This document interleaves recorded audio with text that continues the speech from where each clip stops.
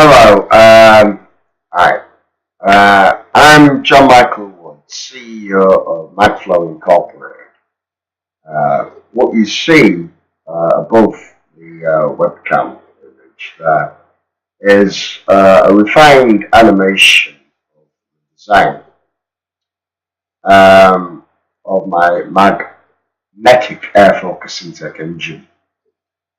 Now, um, above there, as you see, is the assembly of the magspheres. They're elongated into blades. Let's go round. And then here, at the back, are air focus points that look like a turbine ring. They're not, they're actually fixed. That's to create the vortices interflow from the blades. Now, if I just do some quick editing here and just put that there, with the text around. Right, I'm going to move my camera so that I can point it. Right, there, above my finger, are the maglows, mag spheres. And you have an outer ring, skin, positive, negative, like I've done before. And then you have the ring on, they call a runner. And you have the ring on the drive shaft.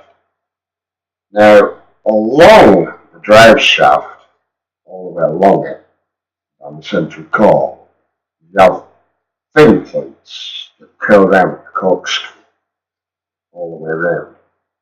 They are fixed too. There's a reason why they're fixed.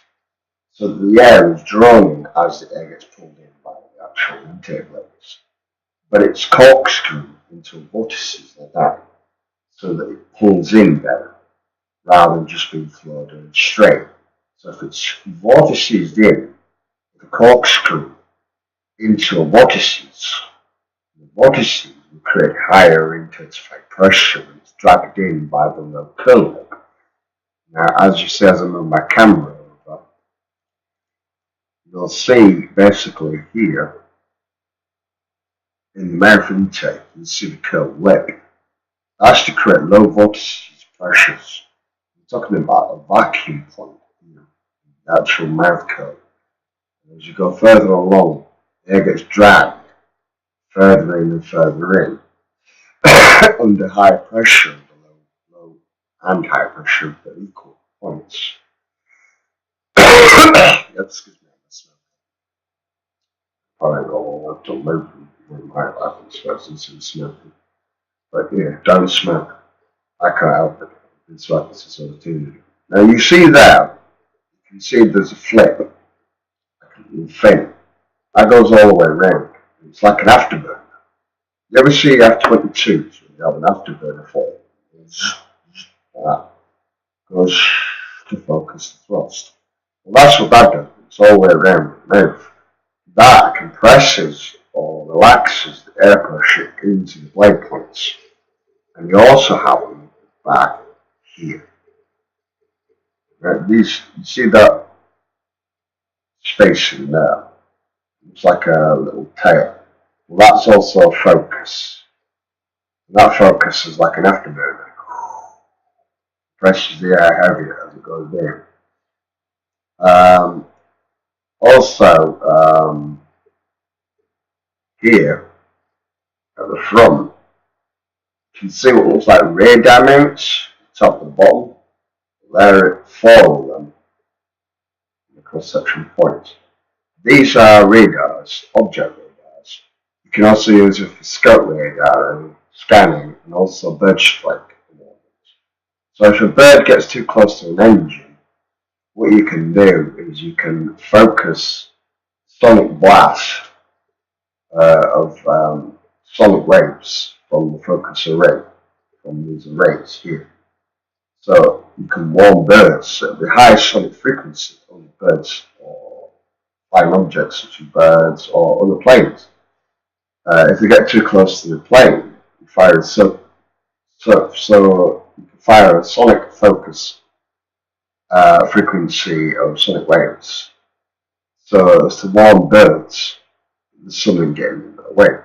So if an engine's flying like that through, you fire sonic frequencies all the time. It's not just when it registers a bird there.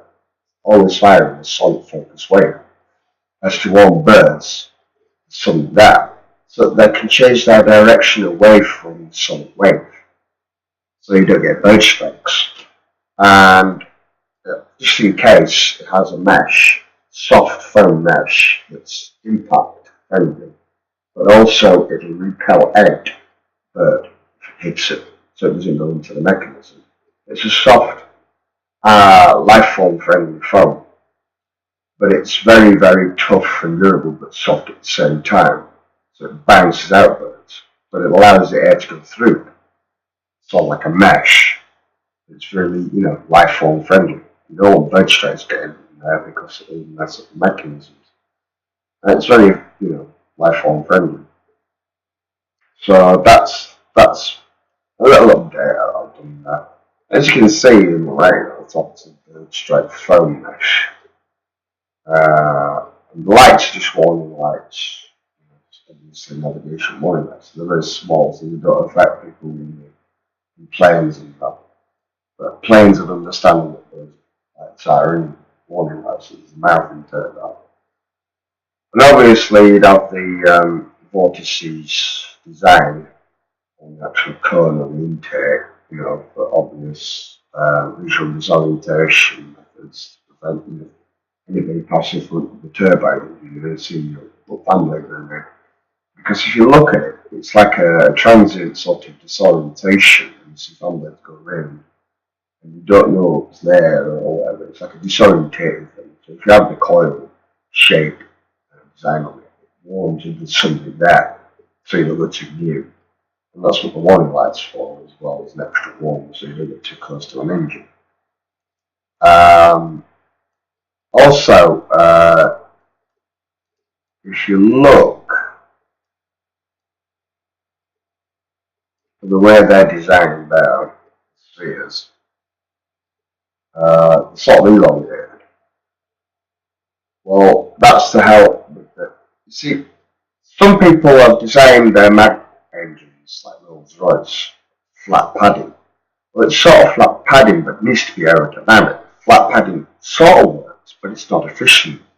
You need aerodynamic steering, because spheres seem to hold polarities of magnetic frequencies better than pads, curved pads, because it holds the magnetic frequencies more intensified than if it was just a flat. Say like you have a flat magnet, it won't have a very powerful magnetic frequency, but a sphere does, like a planet. Think about a planet. It has very, very powerful magnetic fields because it's spheroidal, which means it balances the magnetic frequencies out there. But if you slightly indulate the sphere and make it into an oval, what happens if you make it into an oval shape is it still keeps its integrity of magnetic frequencies, but it doesn't lose its integrity of magnetic fields the thinner you get it, but it's still aerodynamic and sound at the same time, and it still allows for a rotation, and that's how I managed to solve something that someone else couldn't do, which was Rolls Royce. They've got a working device, but it's slow. This is a very high velocity system.